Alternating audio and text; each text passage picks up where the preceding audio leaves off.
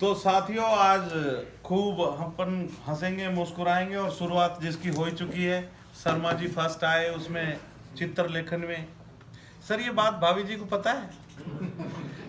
ये मैसेज घर तक दे दो कि ये भाभी जी को पता नहीं है, लेकिन हमारे बहुत सारे दोस्त हैं, तुरंत बता देंगे। हाँ, ये ऐसे सद्भावना वाले चारों तरफ बैठे हुए हैं। दोस्त पहचान सकते हैं तो बीवी तो रग रग जानती है कि एक आदमी कैसा, मैं बता देते उड़ते परिंदे को देख के ही, है ना। तो चलो साहब, बहुत अच्छा है। आज हिंदी पखवाड़े का समापन अपन कर रहे हैं, तो हिंदी पे 2 लाइन कहते हुए शुरू करता हूँ कि हिंदी नहीं है भाषा, ये माँ का रूप है, कड़कती सर्दी में ये तेज धूप है। हिंदी नहीं है भाषा, ये बिंदिया है भाल की, ये तो तपस्या है हजारों साल की। तो माँ हिंदी के लिए जोरदार तालियां बजाएं यार। क्योंकि मैम हिंदी भाषा वो सलीका सिखाती है जो हम सीखना चाहिए। वाकई बोलचाल में हम इतने मशगूल हो गए, हमें क्या बोलना है क्या नहीं बोलना है ये अपन भूल गए हैं। तो कौन सी बात कैसे कहाँ कही जाती है, ये सलीका हो तो हर बात सुनी जाती है। उस सलीके को बढ़ाने के क्रम में ये प्रतियोगिताएं होती हैं, जिसमें आज खूब बहुत ज़्यादा पुरस्कार जो विजेता है हमारे बीच हैं, उन्होंने बहुत अच्छा काम किया। और ये एक ऐसी चीज़ है कि हर साल अपनी पर्सनैलिटी को निखारने का मौका मिलता है। अगली बार हो सकता है कि दूसरे कोई साथी में जोश आए और वो अच्छी लाइनें लिखे।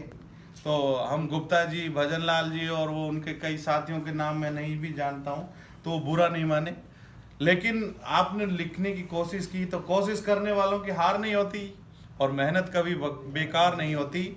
जो सफ़र इख्तियार करते हैं वही मंजिलों को पार करते हैं। एक बार चलने का हौसला तो कीजिए साहब, ऐसे चलने वालों का तो रास्ते भी इंतजार करते हैं। भजन लाल जी के लिए जोरदार तालियां, जो बीच बीच में बोल के हमें डिस्टर्ब कर रहे हैं। इनको ये पता होना चाहिए कि मेरे को डिस्टर्ब नहीं, मैं ऑलरेडी डिस्टर्ब हूँ। मेरी तो मिसेज कह रही थी तो मेंटली भी है। लेकिन एक बात है, शानदार तरीके से ऐसी प्रतियोगिताएं होनी चाहिए और इसके लिए साधुवाद देते हैं कि हेड ऑफ द डिपार्टमेंट आपके कितने आसानी से खुशी और हंसे का महत्व समझते हैं मैम, और खुद भी हंसती मुस्कुराते हैं और आप में भी मुस्कान बैठाते हैं। ऐसी मैम के लिए जोरदार तालियां बजनी चाहिए।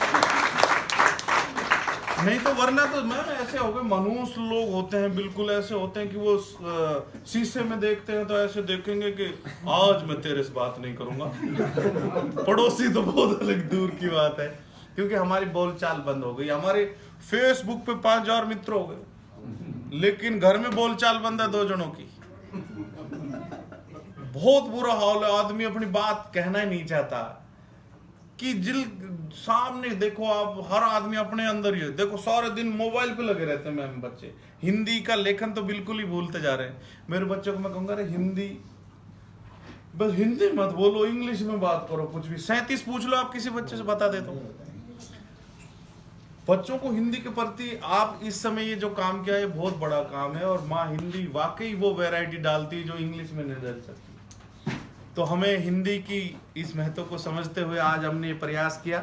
इसके साथ साथ हिंदी में भी हास्य का एक अलग महत्व होता है, इसलिए मुझे भी लोग इसलिए बुलाते हैं कि हिंदी के साथ साथ थोड़ी देर हंस लेंगे, क्योंकि बंजर है जीवन, उगानी है फसलें, हास्य की दुनिया में थोड़ा सा धंस लें, कुछ तो निभाएं कर्तव्य अपना, ताकि आने वाली नस्लें थोड़ा तो हंस लें, थोड़ा सा।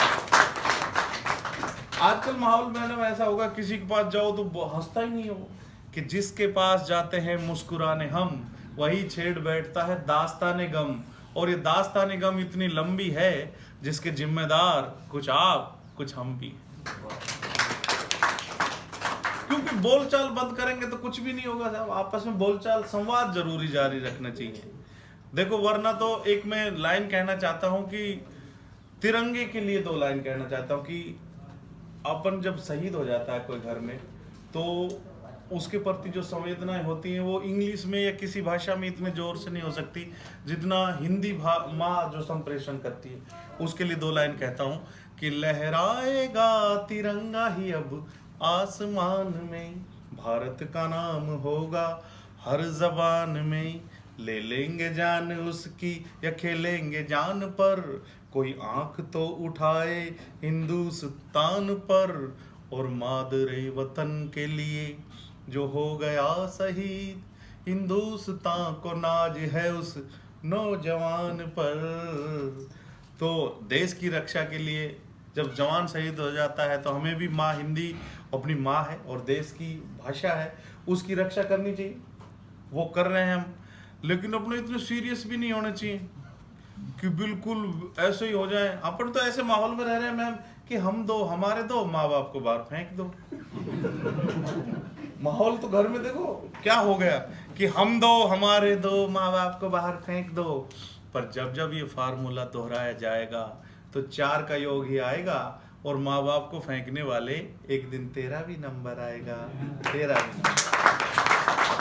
तो हिंदी क्या समझाती है हमें, घुमा के उन विचारों को ऐसे समझाती है कि वाकई दिल तक कोई बात जाए। तो हिंदी की बात करते करते मैं ये भी कहना चाहता हूँ कि थोड़ी संवेदना होनी चाहिए। हंसाऊं तो मैं बहुत का, लेकिन संवेदनाओं को भी जीना सीखना चाहिए। हमें अपने को देखना चाहिए कि पड़ोस में कोई भूखा है तो उसको अपने को नींद नहीं आनी चाहिए, क्योंकि भूख तो लगती है भूखे को। पिज्जा बर्गर खाने वाला क्या समझेगा सूखे को, और प्यास तो लगती है प्यासे को, वरना तो जालिम में सच मान बैठता तेरे दिलासे को। और नींद तो आती है मस्त मलंगों को, वरना तो लोग तकलीफ सी देते हैं पलंगों को। तालियां बजती हैं। कई बार शब्द इतने तगड़े होते हैं कि उसमें खामोशी से सुनता है आदमी, वो जबरदस्त होते हैं। तो हाँ, अपने को हंसी के साथ साथ लोगों के प्रति भावनाओं को पता होना चाहिए। एसी चलवा देना चाहिए, जागरूक आदमियों की यही पहचान है। मैम एसी चलवा लो, कभी कभी तो चलवा लो, कोई गेस्ट आए जब तो चलवा ही लेना चाहिए, वरना तो नहीं।